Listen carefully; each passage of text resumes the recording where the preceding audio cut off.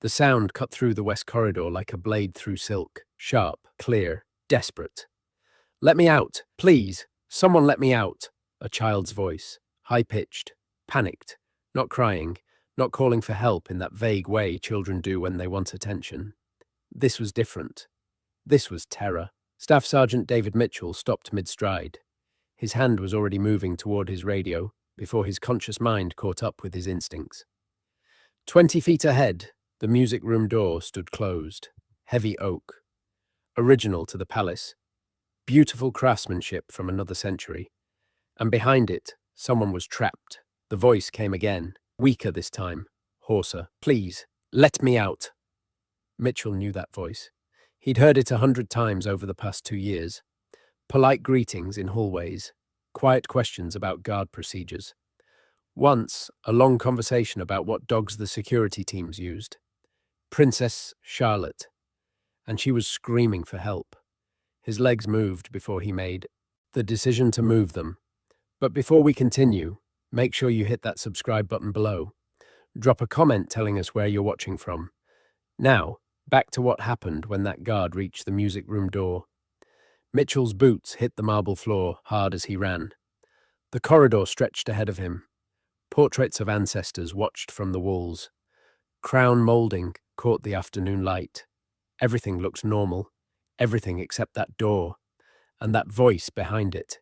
He reached the door in seconds, grabbed the handle, pulled, locked. "Princess Charlotte?" His voice came out steady, calm. Years of training made sure of that. Inside, his heart hammered against his ribs. "It's Staff Sergeant Mitchell. Can you hear me?" A moment of silence, then a small voice, shaking but trying so hard to be brave. "I'm here. I'm in here. The door won't open." Mitchell tried the handle again.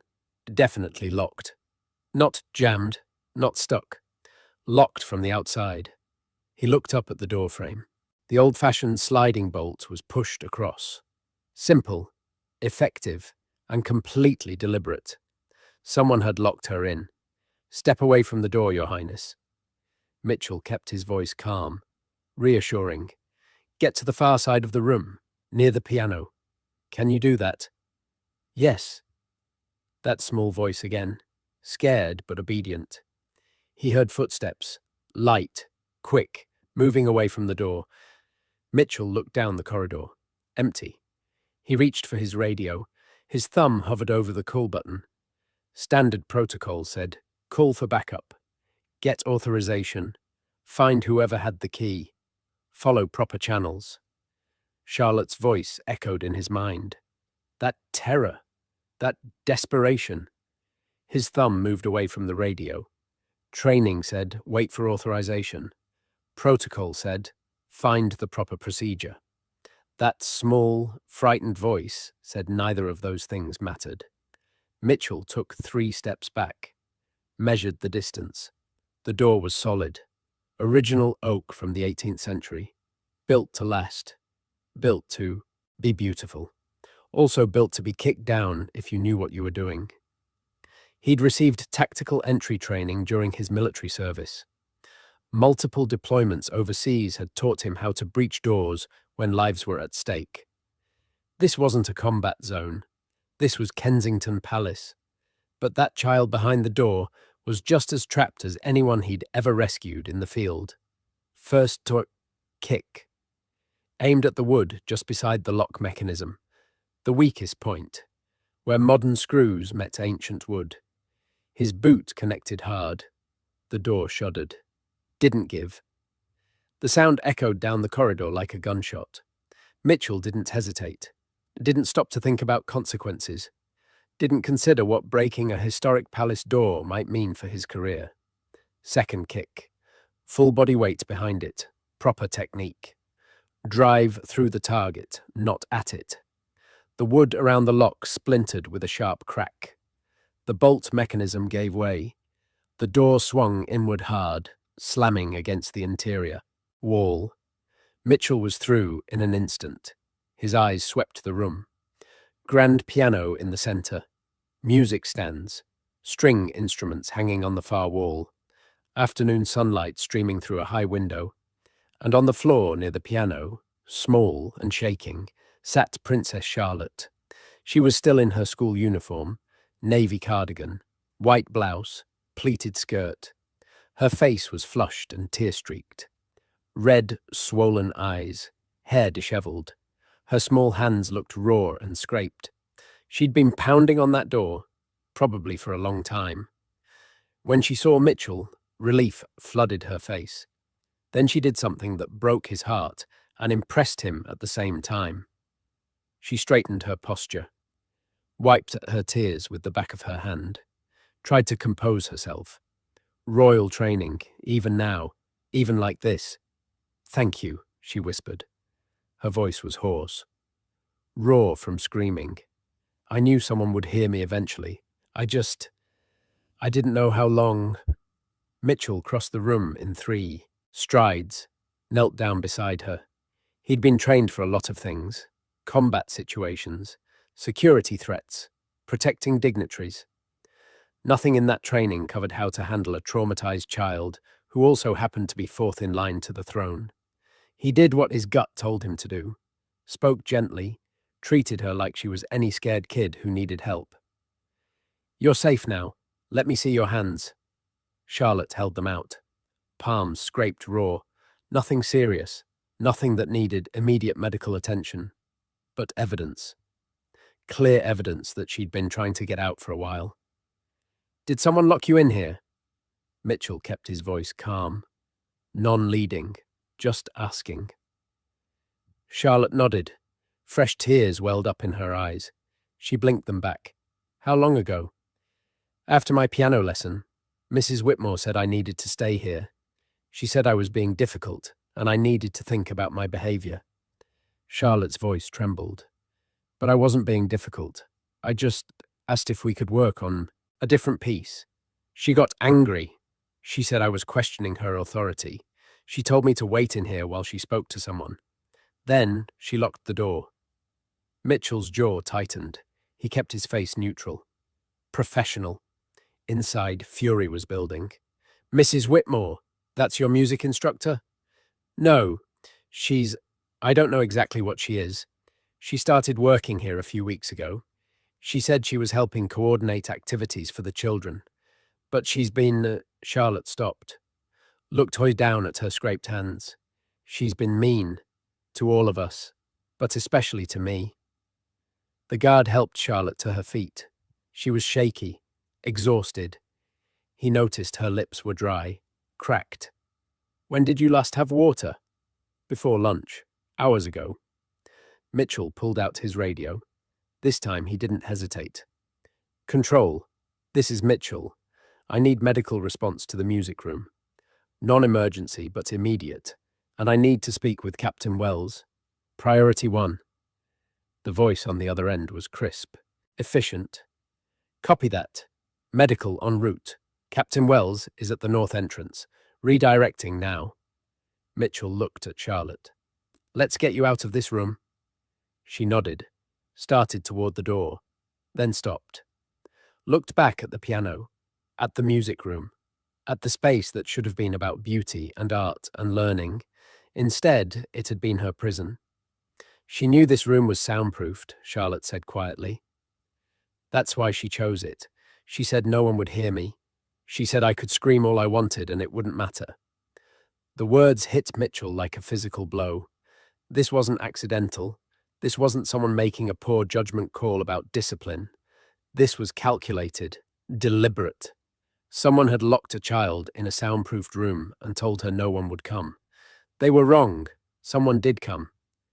Mitchell guided Charlotte out into the corridor. The contrast was stark. The music room had been stuffy, close. The hallway felt open, bright. Charlotte took a deep breath, released it slowly. Footsteps approached rapidly from the left. Captain Richard Wells appeared, moving fast but controlled. Behind him, 2 other guards.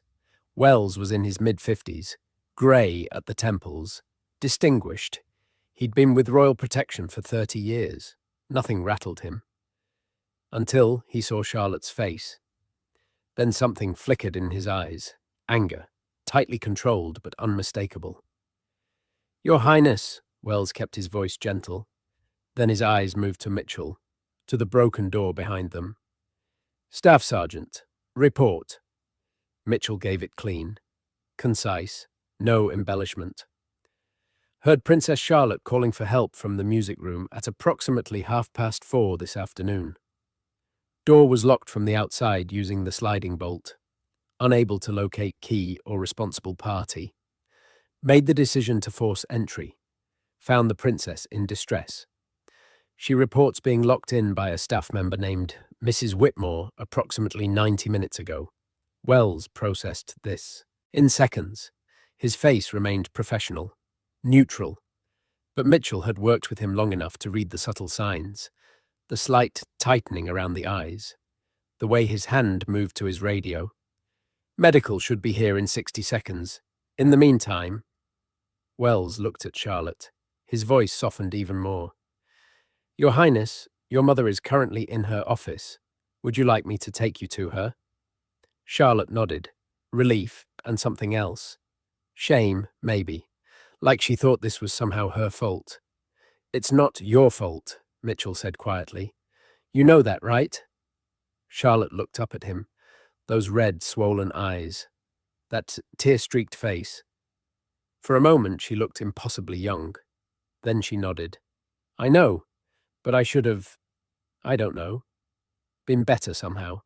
Not questioned her, not made her angry." "No."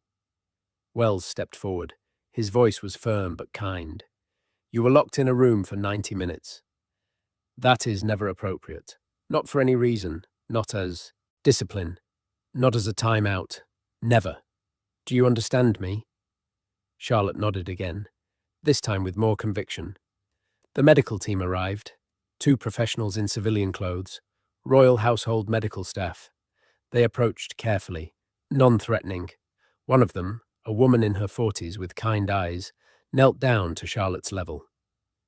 "Hello, Your Highness. I'm Sarah. I just want to check you over quickly. Make sure you're okay. Is that all right?" Charlotte agreed. Sarah examined her hands, asked about pain, about how she was feeling, about whether she'd hit her head or hurt herself trying to get out. Professional, thorough, gentle. While the medical team worked, Wells pulled Mitchell aside, kept his voice low. "You forced entry into a historic room without authorization." "Yes, sir." "You broke an original 18th century door?" "Yes, sir." Wells looked at him for a long moment. Mitchell kept his face neutral, waited for whatever was coming, disciplinary action, suspension, possibly dismissal. He'd known the cost when he made the decision. He'd do it again. "Good," Wells said quietly. "I'd have done the same thing. But we need to handle this carefully. Mrs. Helena Whitmore has been with the household for 3 weeks. She came with impressive references. Someone high up authorized her hiring. Someone is going to be very unhappy when this gets out. She locked a child in a room and told her no one would hear her scream," Mitchell said. His voice was flat, controlled. "I don't care who authorized her hiring. Neither do I. But politics matter in this place. More than they should." Wells glanced back at Charlotte. The medical team was finishing their assessment. "We do this by the book. Document everything. Get statements. Build a case they can't ignore or sweep away. Understood?" Mitchell understood. He didn't like it, but he understood. Sarah finished her examination, stood up, gave Wells a quick nod. Nothing serious. Charlotte was physically okay. Scraped hands, dehydration, emotional distress, but nothing requiring hospitalization. "I'd like to give you some water," Sarah said to Charlotte. "And maybe something small to eat. When did you last have food?" "Lunch, around noon." 5 hours ago, and she'd been locked in that room for 90 minutes of those 5 hours, screaming, pounding on the door, thinking no one would come. What Mitchell didn't know yet, what Charlotte was still too scared to say out loud, was that this wasn't the first time Mrs. Whitmore had been cruel. It was just the first time she'd been caught, and the story of what happened next would shake the palace to its foundations. Sarah produced a water bottle from her medical kit. Charlotte drank slowly, carefully, like she'd been taught, even now, even after everything, that royal composure trying to reassert itself. "Your Highness," Wells said gently, "I'm going to take you to your mother now. Staff Sergeant Mitchell will come with us. We'll need to ask you some questions about what happened. Is that okay?" Charlotte nodded. She looked at Mitchell. Something in her eyes. Gratitude. Trust. "Will he get in trouble?" she asked. "For breaking the door?" Wells and Mitchell exchanged a glance. "The door can be repaired," Wells said. "You can't." Staff Sergeant Mitchell did exactly what he should have done. They started down the corridor, Mitchell and Wells flanking Charlotte, the medical team following behind, standard protection formation. Except this time, they weren't protecting her from external threats. They were protecting her from what had happened inside the palace walls. As they walked, Mitchell's mind was already working through what came next. Questions that needed answers. Where was Mrs. Whitmore now? Who else had she interacted with? Had there been other incidents, other children affected? And the biggest question, the one that made his stomach turn. Who had authorized hiring someone like this? Who had given her access to the royal? Children? The west corridor opened into the main hallway. More portraits, more history, more beauty. The palace looked the same as it always did. Timeless, elegant, secure. But Mitchell had been doing this job long enough to know better. Security wasn't just about keeping threats out. Sometimes the threat was already inside, walking the halls, wearing credentials, trusted with the most precious things the palace held. They reached a staircase, started up. Charlotte's footsteps were quiet on the carpet. She was small, fragile-looking in that moment, but Mitchell had heard the strength in her voice when she called for help, had seen her try to compose herself even when she was terrified. This kid was stronger than she looked. They needed to make sure no one ever had the chance to test that strength again. Princess Kate's office was on the second floor. East wing, quieter than the main palace areas, more private. Mitchell had been there before, twice for security briefings. Once when Prince George had questions about what guards did all day. Wells knocked. 3 sharp raps. Professional. "Come in." Kate's voice, clear, composed. Wells opened the door, stepped inside first. Mitchell and Charlotte followed. Kate was at her desk, papers spread out in front of her, reading glasses perched on her nose. She looked up, saw Charlotte, saw the tear-streaked face, the disheveled hair, the scraped hands. The papers didn't matter anymore. She was around the desk in seconds. Not running. Kate didn't run in the palace, but moving fast, controlled urgency. She knelt in front of Charlotte, hands on her daughter's shoulders, eyes scanning for injuries. "What's happened?"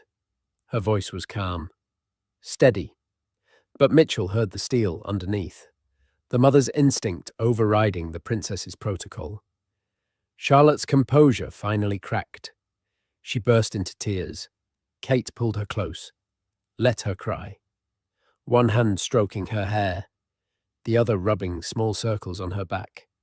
The way mothers have done since the beginning of time. Over Charlotte's head, Kate's eyes found Wells. Then, Mitchell. The question was clear. "Explain. Now."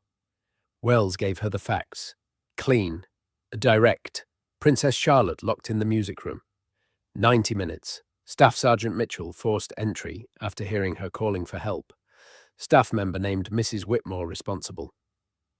Kate's face didn't change, didn't show anger, didn't show anything except that calm attention. But something happened in her eyes. Something cold. Something that made Mitchell glad he wasn't Mrs. Whitmore. "Where is this woman now?" Kate's voice was quiet. Too quiet. "Unknown, ma'am. We have guards searching. Find her, and find out who hired her. I want both answers in the next 30 minutes. Not a request. An order. Wells nodded, spoke into his radio. Quiet but urgent instructions. Kate held Charlotte at arm's length, wiped tears from her daughter's face with gentle thumbs. Tell me what happened. All of it. From the beginning. Charlotte took a shaky breath. Nodded, started talking. It was supposed to be my piano lesson. 3:30. Like always. But when I got there, Mrs. Whitmore was in the room instead of Mr. Davies. Your regular instructor? Yes. Mrs. Whitmore said Mr. Davies was ill. She would be supervising instead. I thought that was strange because she doesn't teach music. But I didn't say anything. I just started practicing the piece we'd been working on. Beethoven. Für Elise. Kate nodded. Encouraging. Keep going. She kept correcting me, but not about the music, about my posture, about how I was sitting, about everything except the actual playing. Then she told me to work on a different piece. Something I didn't know. I said I'd rather continue with Für Elise, because that's what Mr. Davies wanted me to focus on. Charlotte's hands twisted together. Nervous. Remembering. She got very quiet, very still. Then she said I was questioning her authority, that I was being disobedient, that I needed to learn my place. Charlotte looked up at her mother. I wasn't trying to be disobedient, Mum. I just wanted to practice the piece I was supposed to practice. I know, sweetheart. Keep going. She told me to sit at the piano and wait. She said she was going to speak to someone about my behavior. Then she left. I heard the bolt slide. I thought maybe she'd done it by accident. So I waited. 10 minutes. 15. Then I tried the door. It was locked. Kate's jaw tightened. Just slightly. Just enough for Mitchell to notice. I called out, asked if someone could open the door. No one answered. I waited longer. Started to get scared. The room got warmer, stuffier. I tried the door again. Still locked. That's when I started calling louder. Then shouting. Then screaming. Tears were running down Charlotte's face again. Kate pulled her close. I thought no one would hear. The room is so quiet. So soundproofed. She told me that. She said I could scream all I wanted. But then the guard heard me. He came. Charlotte looked at Mitchell. He broke the door. He got me out. Kate stood, still holding Charlotte's hand. Looked at Mitchell directly. Thank you. 2 words. Quiet. Sincere. But carrying weight. Breaking that door was the right decision. Just doing my job, ma'am. No. Your job was to follow protocol. To get authorization. To do things properly. Kate's voice was firm. You chose to do what was right instead. That's different. That matters. Mitchell nodded. Didn't trust himself to speak. Kate's phone buzzed. She glanced at it. Then at Wells. William is on his way back from his engagement. He'll be here in 20 minutes. Brief him the moment he arrives. She looked at Charlotte. Sweetheart, I need to make some calls. Captain Wells is going to stay with you. So is Staff Sergeant Mitchell. You're safe, I promise. Charlotte nodded, wiped at her eyes, trying to be brave again. Kate stepped into the adjoining office. Private, but through the partially open door, Mitchell could hear her voice. Quiet, controlled, deadly calm. The kind of calm that meant someone was about to have a very bad day. Wells gestured to the sitting area. Charlotte sat. Sarah, the medical professional, offered her a small protein bar. Charlotte took it. Started eating mechanically. Mitchell's radio crackled, low volume. Wells stepped closer to hear. Captain Wells, we've located Mrs. Whitmore. She's in the staff quarters, northeast building, requesting instructions. Wells glanced at Charlotte, then at the door where Kate was making calls. He keyed his radio. Secure her location. Don't let her leave. But don't approach yet. We're doing this properly. By the book. No mistakes. Copy that, sir. Wells lowered his radio, looked at Mitchell. I need someone to take a formal statement from the princess. Someone good with children. Someone she trusts. He paused. You broke down a door to save her. I think she trusts you. Mitchell had never done a formal interview with a royal family member, let alone a child, but he understood what Wells was saying. Charlotte was comfortable with him. She'd talked to him. And they needed her statement. Clear, detailed, on record. I'll do it, Mitchell said. Wells produced a small recording device from his jacket. Standard equipment for formal statements. He showed it to Charlotte. Your Highness, we need to ask you some more questions. Record what you tell us. Is that okay? Charlotte looked uncertain, scared. It's just so we have a clear record of exactly what happened, Mitchell added. You're not in any trouble. You haven't done anything wrong. We just need to know the truth. The whole truth. Charlotte nodded slowly. Okay. Wells started the recording, stated the date, the time, who was present, then stepped back. Let Mitchell take the lead. Mitchell sat across from Charlotte, kept his body language open, non-threatening. Let's start from the beginning. You said this started during your piano. Lesson at 3:30. Tell me about when you first saw Mrs. Whitmore today. Charlotte thought for a moment. Actually, I saw her this morning too, at breakfast. Mitchell's attention sharpened. What happened at breakfast? She was there, in the breakfast room. She said she was supervising, but she wasn't eating, just watching. She kept staring at me, at George and Louis too, but mostly at me. Did she say anything to you? She asked if I'd finished my homework. I said yes. She asked if I was certain. Like she didn't believe me. I showed her my completed work. She looked through it, didn't say it was good, just said it was adequate. Mitchell made mental notes. Building a pattern, establishing behavior.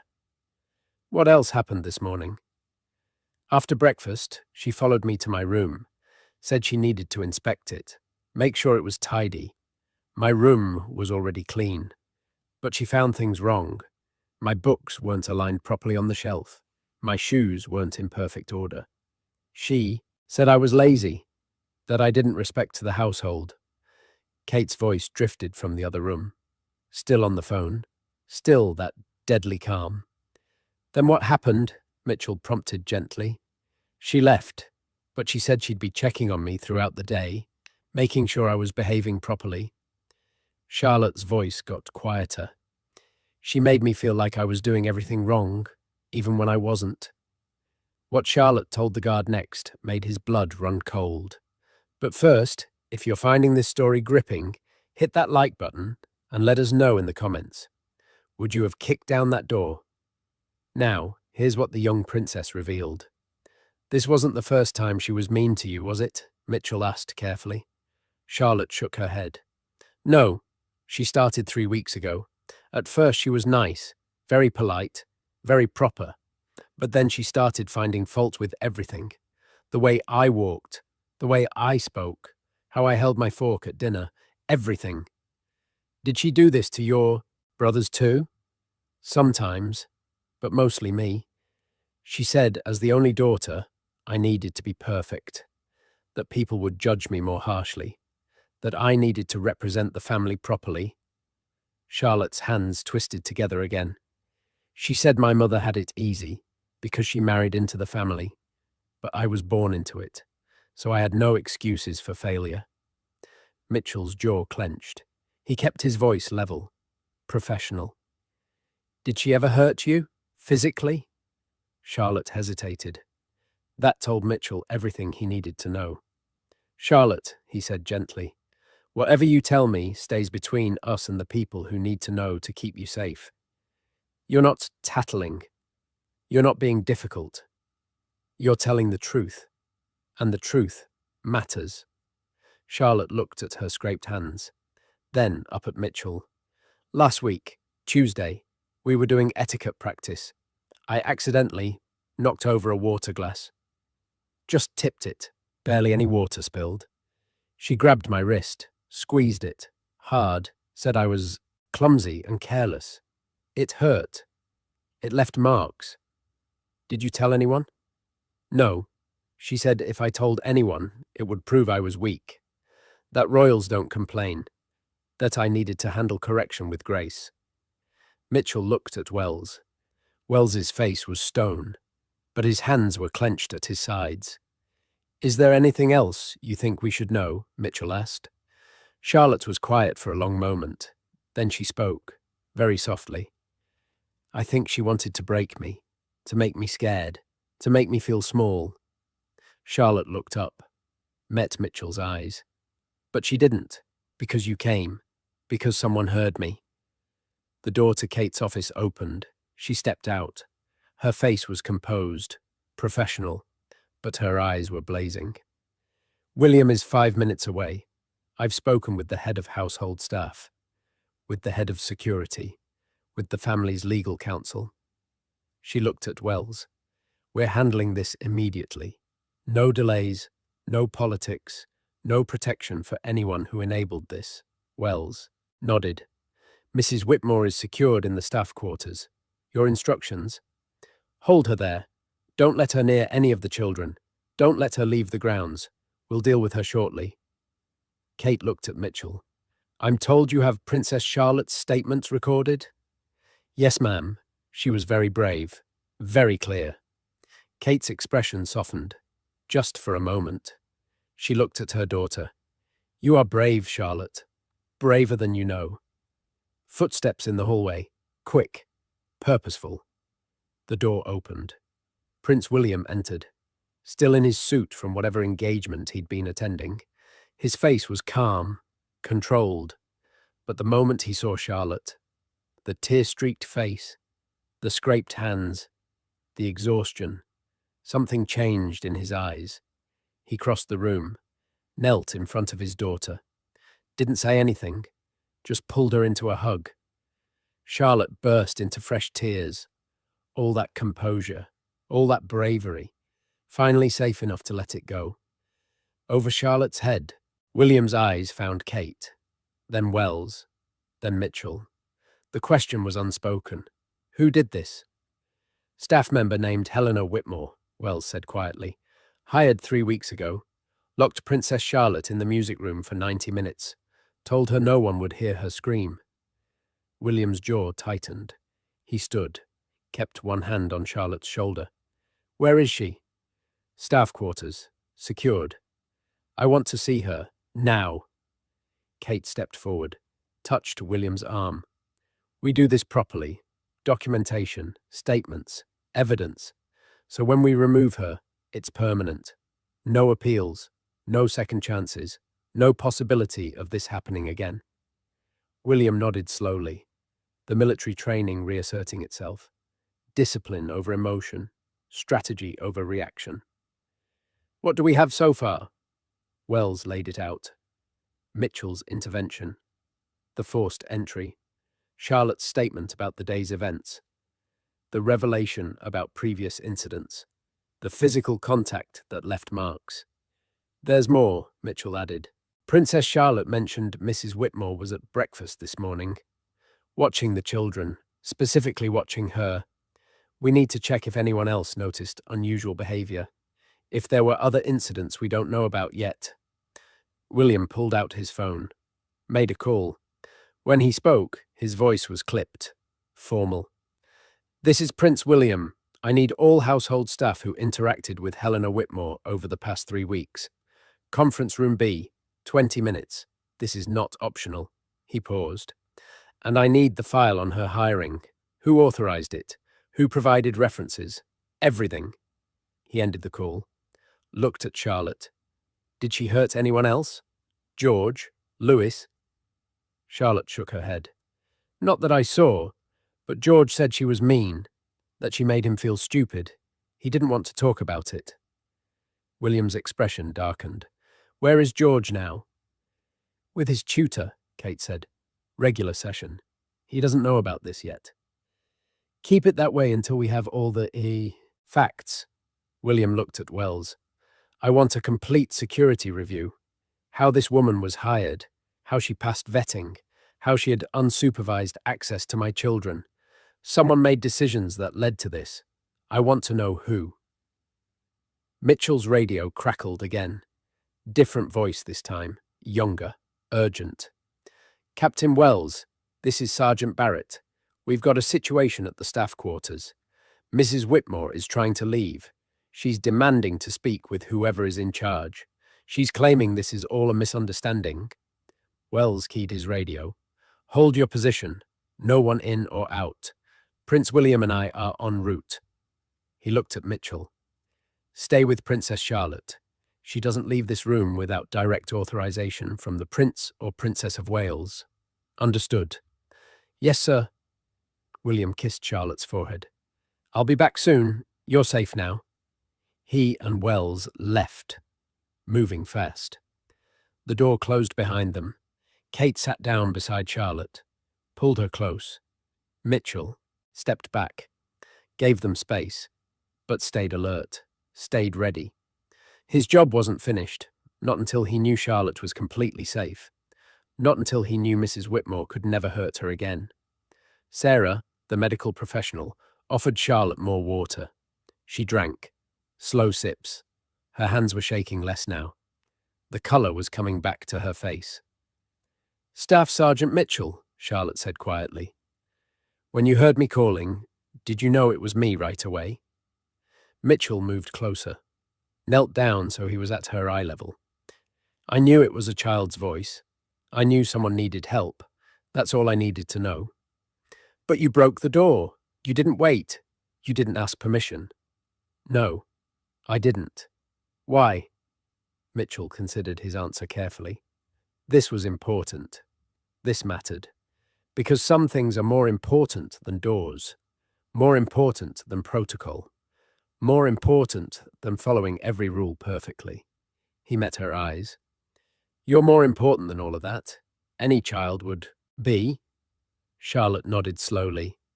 Thank you for not waiting, for hearing me. Always, Mitchell said, and meant it. But what neither of them knew, yet what was unfolding right now in the staff quarters, would reveal that Mrs. Whitmore's cruelty was just the surface. The real question was who had brought her into the palace in the first place. And why? The staff quarters were across the courtyard, separate building, utilitarian. Not meant for tourists or formal functions. This was where the palace staff lived, where they worked behind the scenes, where the machinery of royal life happened away from public eyes. William and Wells walked fast, not running. That would draw attention, but moving with purpose. 2 guards fell in behind them, standard security protocol when a senior royal was on the move. They reached the northeast building, climbed 2 flights of stairs. The corridor was narrow, plain walls, functional lighting, a stark contrast to the palace proper. Sergeant Barrett stood outside room 214, young guard, maybe 30. He straightened when he saw William approaching.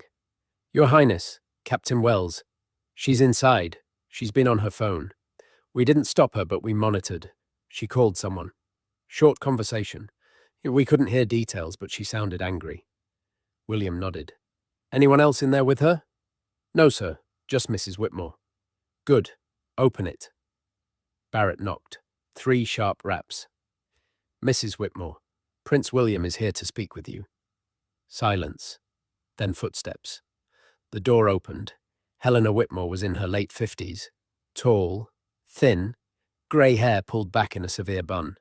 She wore a dark suit, practical shoes, reading glasses on a chain around her neck. She looked like 1,000 other professional women you might see in London. Competent, organised, unremarkable, except for her eyes, cold, calculating, and right now filled with barely concealed anger. She saw William. Her expression shifted instantly. Surprise, then calculation, then a smooth, professional smile that didn't reach those cold eyes. Your Highness, this is unexpected. I was just about to come find someone to explain this misunderstanding. Her voice was cultured, upper-class accent, perfectly modulated. I'm afraid there's been some confusion about Princess Charlotte's piano lesson today. William didn't return the smile, didn't waste time on pleasantries. You locked my daughter in a soundproof room for 90 minutes. Mrs. Whitmore's smile faltered, just for a second, then returned, stronger, more forced. I think you've been given incorrect information. Princess Charlotte was having some difficulty with her lesson. She was being somewhat obstinate. I merely suggested she take some time to reflect on proper behavior. I certainly didn't lock. The door was bolted from the outside. William's voice was flat, hard. My daughter has scraped hands from pounding on it, a hoarse voice from screaming for help, and a clear memory of you telling her. No one would hear her. Mrs. Whitmore's composure cracked. Just slightly. Her hand moved to the pearl necklace at her throat, touched it, released it. A tell. Children sometimes exaggerate, especially when they're being disciplined. Princess Charlotte can be rather dramatic when she doesn't get her way. I'm sure if you speak with her calmly, you'll find the situation wasn't quite as... Are you calling my daughter a liar? William took a step forward. His voice remained level, but something dangerous entered his tone. Mrs. Whitmore recognized the shift, recalculated, changed tactics. Of course not, Your Highness. I'm simply suggesting that children sometimes misunderstand adult intentions. I was trying to help her develop discipline, self-control, the qualities she'll need as she grows into her role. Surely you understand the importance of proper correction. Proper correction doesn't involve locking a child in a room. With respect, Your Highness, you weren't raised as I was. Traditional methods of education sometimes require firm boundaries. Princess Charlotte is a lovely child, but she can be willful. She needs structure, consequences. Someone who isn't afraid to... To what? Wells interrupted. His voice was quiet, deadly. To grab her wrist hard enough to leave marks. That happened last Tuesday. We have her statement. Mrs. Whitmore's eyes narrowed. The pleasant mask was slipping further. I may have corrected her posture, guided her physically. That's hardly abuse. It's standard educational practice in proper households. Not in this household, William's voice cut like a blade. Not with my children, not ever. Mrs. Whitmore drew herself up, that cold anger returning to her eyes. I was brought here to instill proper discipline, to ensure these children understood their positions and responsibilities. Someone has to prepare them for what's expected. Someone has to teach them that royal privilege comes with royal duty. Someone has to answer for hurting a child. William cut her off. Who hired you? Mrs. Whitmore's mouth snapped shut. That calculating look again. I was hired through proper channels. My credentials were thoroughly vetted. I have references from multiple distinguished households.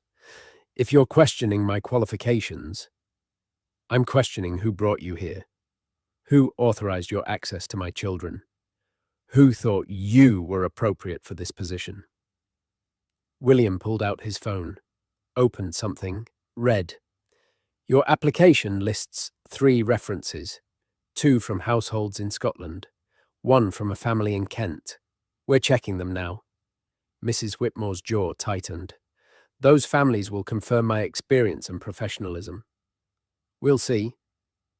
William lowered his phone, looked at her directly. You're suspended effective immediately. You'll remain in this room while we investigate. You'll have no contact with any member of my family. No access to any part of the palace. Is that clear? You can't do this. Mrs. Whitmore's composure finally shattered. I was hired at the highest level. I have protections. You have nothing. William's voice was ice. Pack your things. Security will escort you off the grounds within the hour. He turned to leave. Mrs. Whitmore's voice stopped him. She asked for this, you know. William turned back slowly. Excuse me? Your daughter. She was disrespectful, questioning. She needed to be taught her place. Someone had to do it. Mrs. Whitmore's face was twisted now, all pretense of professionalism gone. These children are spoiled, coddled. They have no concept of real discipline, real expectations. I was brought here to fix that, and I was succeeding until that guard interfered. The room went very quiet, very still. Get out. William's voice was barely above a whisper, but it carried more weight than any shout. Pack your belongings. You have 30 minutes. Then I never want to see you again. He walked out. Wells followed. Barrett took position outside the door. In the stairwell, William stopped, leaned against the wall, took a slow breath, released it. She believes it, he said quietly. She genuinely believes she was helping. People like that always do, Wells replied. They justify cruelty as correction, abuse as education, makes it easier for them to sleep at night. William's phone rang. He answered, listened. His expression darkened further. When? A pause. All three? None of them had heard of her? Another pause. Find out who processed her application, who signed off, who brought her in. I want names. He ended the call, looked at Wells. All three references were fake. The families exist, but none of them employed anyone named Helena Whitmore. Someone fabricated her entire background. Wells's face remained neutral, but Mitchell could see the calculation happening behind his eyes. This wasn't incompetence. This was deliberate, planned. We need to find out who she called, Wells said. When Barrett mentioned she made a phone call, we need to know who she was contacting. Already on it. William started down the stairs. Phone records will take time, but we can check her belongings. See if there's anything that tells us who she's working with. They returned to Kate's office. Mitchell was still there, still positioned between the door and Charlotte. The princess was curled up on the sofa. Sarah had covered her with a blanket. She looked younger, smaller, vulnerable in a way that made Mitchell's chest tight. Kate stood when William entered, read his face. That bad? Worse. Her references were fake, all of them. Someone fabricated her background to get her into the palace. Kate's expression went very still, very controlled. You're telling me someone planted her here, deliberately. That's exactly what I'm telling you. We're approaching the moment that shocked everyone who witnessed it. If you haven't subscribed yet, do it now. We share stories like this daily. Here's what happened when the truth came out. Charlotte stirred on the sofa, sat up, rubbed her eyes. Dad? William crossed to her immediately, sat beside her, took her hand gently. I spoke with Mrs. Whitmore. She won't be coming near you again. Ever. I promise you that. Did she admit it, what she did? William hesitated, chose his words carefully. She admits she locked you in, but she thinks she was helping you, teaching you discipline. Charlotte's face crumpled. It wasn't discipline. It was mean. It was cruel. I know, sweetheart. I know. William pulled her close. And it's over now. She's leaving. Today. Within the hour. Kate's phone buzzed. She looked at the screen. Her expression changed. Something between surprise and fury. We have a problem. She turned the phone so William could see. Mrs. Whitmore's application was authorized by Thomas Eldridge, head of Royal Household Staff. William went very still. Eldridge has been with us for 15 years. He's vetted hundreds of employees. Why would he approve someone with fake references? Either he didn't check properly, or he knew. Kate's voice was hard. Either way, he has questions to answer. Wells stepped forward. Eldridge is in the building. I can have him here in 5 minutes. Do it. While Wells made the call, Mitchell's radio crackled. Barrett's voice, urgent. All units, Mrs. Whitmore has left her room. She's not in the building. Repeat, subject is not in the building. Mitchell was moving before Wells finished cursing. His hand went to his radio. All guards, Princess Charlotte is in the East Wing. Second floor. Priority protection. No one enters this corridor without clearance. 2 guards appeared at the door within 30 seconds. Mitchell recognized both. Thompson and Martinez. Good people. Solid professionals. No one gets past you, Mitchell told them. Royal family only. Everyone else needs authorization from Captain Wells personally. They nodded, took positions flanking the door. Inside the office, William was on his phone, calling security, calling the Metropolitan Police. This wasn't just a palace matter anymore. This was potential criminal activity, falsified documents, gaining access to royal children under false pretenses, assault on a minor. Kate sat with Charlotte, kept her close, kept her calm. But Mitchell could see the tension in her shoulders, the way her eyes kept moving to the door. 10 minutes later, Wells returned. With him was Thomas Eldridge, late 50s, distinguished-looking, grey hair, expensive suit. He'd been head of household staff for over a decade, trusted, reliable, until now.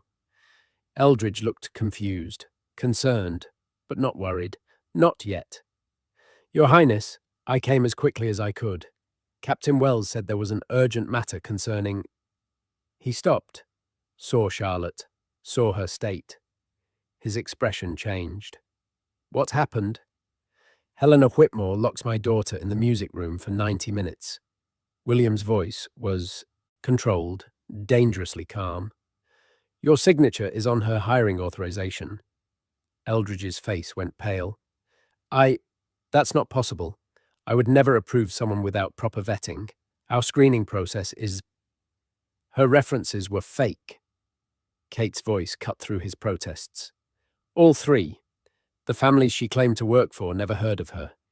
Yet somehow she passed your vetting process. That's... Eldridge's mind was clearly racing. I personally reviewed her application. The references looked legitimate. I called them. Spoke with people who confirmed her employment. You spoke with people, Wells said. But were they actually from those households?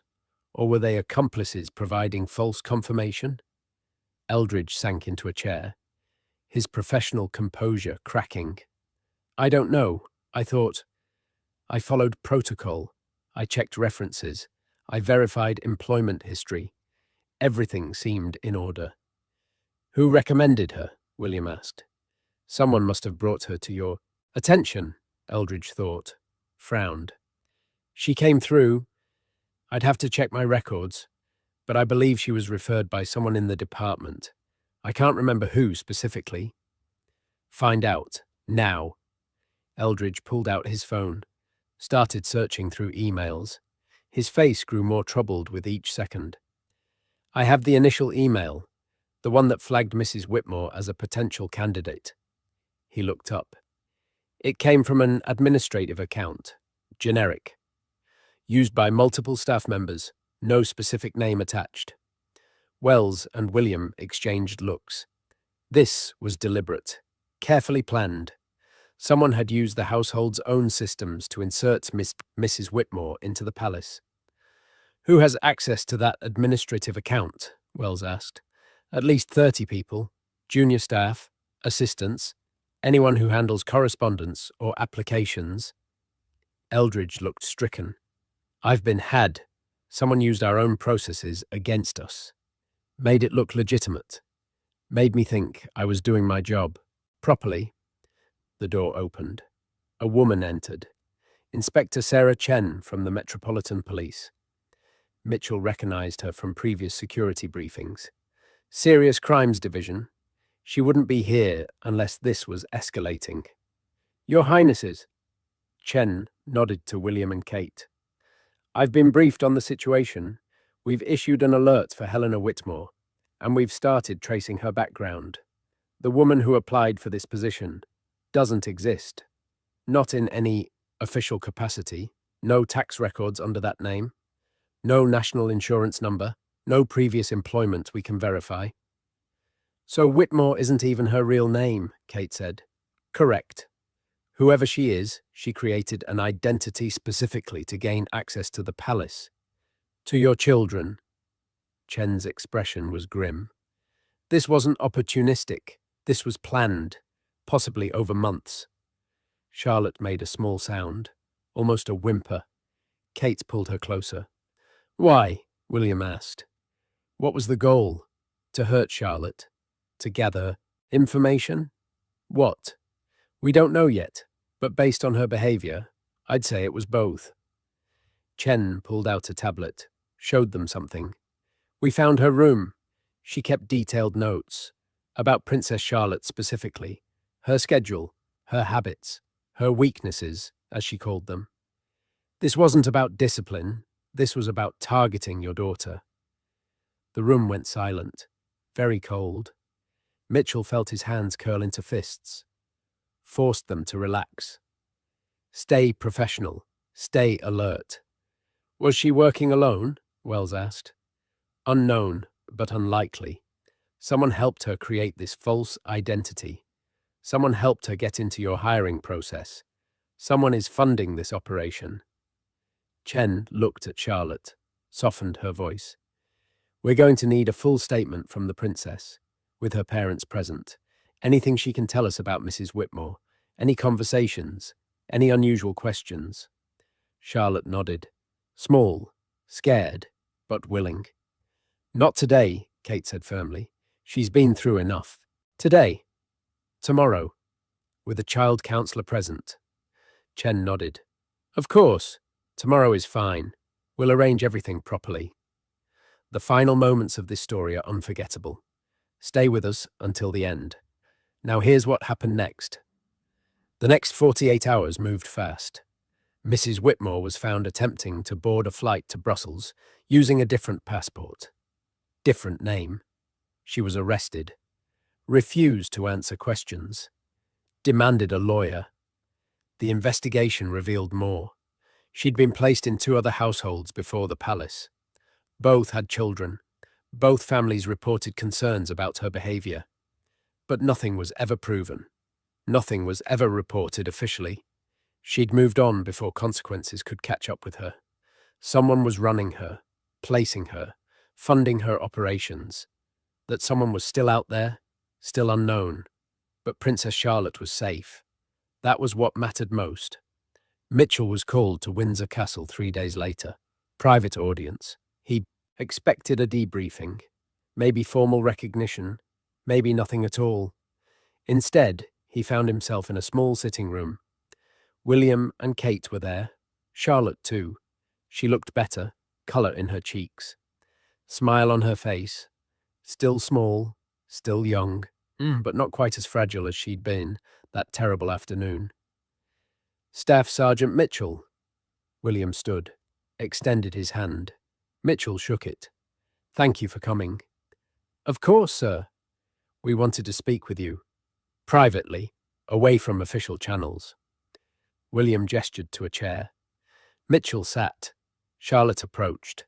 Shy, but determined. She held something in her hands. A small box. This is for you, she said quietly. For hearing me. For not waiting. For being brave when I couldn't be. Mitchell opened the box. Inside was a watch. Simple, elegant, engraved on the back. For doing what was right. See. Charlotte chose it herself, Kate said. We wanted you to have something to remember that what you did mattered. To her. To us. Mitchell's throat felt tight. He looked at Charlotte. You were brave. You called for help. You didn't give up, and that's courage. So is kicking down a door when you're supposed to wait for permission, Charlotte replied. A small smile. Thank you for being my person who came. There were no medals, no public ceremonies. The palace issued a brief statement about routine staff changes. Nothing about what really happened. Nothing about Mrs. Whitmore. Nothing about how close things had come to being so much worse. But Mitchell knew. Charlotte knew. And the family knew. That was enough. 2 weeks later, Mitchell was back on his regular rotation. Morning patrol. East Wing. He passed the music room. The door had been repaired. New lock mechanism. Security camera installed. But the room itself looked the same. Grand piano. Music stands. Afternoon sunlight through the high window. The door was open. Music drifted out. Für Elise, played carefully, beautifully, with feeling. Mitchell paused, looked in. Charlotte was at the piano. Her regular instructor, Mr. Davies, sat beside her, encouraging, patient, kind. She saw Mitchell, waved, kept playing. He waved back, continued his patrol, smiled to himself. The palace looked the same as always. Portraits on walls, crown moulding catching light, history in every corner. But something had changed. Security protocols had been updated, vetting processes strengthened, background checks made more thorough. One guard had kicked down one door, and the entire system had taken notice. 3 weeks after the incident, Wells called Mitchell into his office. "I have news," Wells said. "The investigation into Mrs. Whitmore is ongoing. She's not talking, but her associates are being identified. The operation was larger than we thought. Multiple households, multiple children targeted. Why children? Information, influence, creating vulnerabilities in protected families." Wells shook his head. She wasn't just cruel for cruelty's sake. She was gathering intelligence, finding weaknesses. Charlotte was strong, resilient, so Whitmore tried to break her, make her vulnerable, controllable. She failed. She did, because someone heard a child calling for help and decided that child mattered more than protocol. Wells looked at Mitchell. "There's been discussion about your future. Some think what you did was reckless. Breaking down a historic door without authorization." Mitchell nodded, waited. "They're wrong. Princess Charlotte is alive and safe because you acted immediately. You're being transferred, new assignment, personal protection detail, direct assignment from Prince William himself." Mitchell blinked. "Sir? He wants someone he trusts near his children. Someone who proved they'll put those kids first, no matter what." Wells smiled. Small, genuine. "Congratulations, Staff Sergeant. You've earned it." The new assignment started the following Monday. Mitchell spent his days close to the royal children. George, Charlotte, Louis. They were kids, normal kids dealing with abnormal circumstances. They ran, they laughed, they argued over games, they did homework and complained about vegetables, and they were safe. Because people were watching, really watching, not just for external threats, but for the dangers that could come from inside. Charlotte sometimes sought Mitchell out, not often, not in ways that drew attention, but occasionally she'd find him, ask a question, tell him about her day, show him a piano piece she'd learned. Once, she asked him why he'd broken down the door so quickly. "Weren't you scared," she asked, "of getting in trouble, of making the wrong choice?" Mitchell thought about it, gave her an honest answer. "I was terrified I'd get there too late. That's scarier than any punishment." Charlotte nodded, understood, went back to her piano practice. The months passed. Life returned to normal, or as normal as life ever got for the royal family. Mrs. Whitmore, whatever her real name was, remained in custody. The investigation continued, slowly, carefully, building a case that would stick. But the palace had learned its lesson. Trust had to be earned. Credentials had to be verified, and children had to be protected. Always, no matter what. True duty isn't about following orders perfectly. It's about knowing when rules matter less than doing what's right. It's about hearing a voice calling for help and choosing to answer, even if it means breaking down doors, even if it means risking everything you've worked for. Because some things matter more than protocol, more than procedures, more than ancient doors or perfect service records. Children matter, their safety matters, their voices matter. And sometimes courage means listening when everyone else walks past. If this story showed you what royal guards really face behind palace walls, make sure you're subscribed to our channel. We share these untold stories from inside the royal household every single day. Drop a comment and let us know. If you heard a child screaming for help, Would you have broken down that door, even knowing it could cost you your career? What would you have done in Staff Sergeant Mitchell's position? We'll see you in the next one.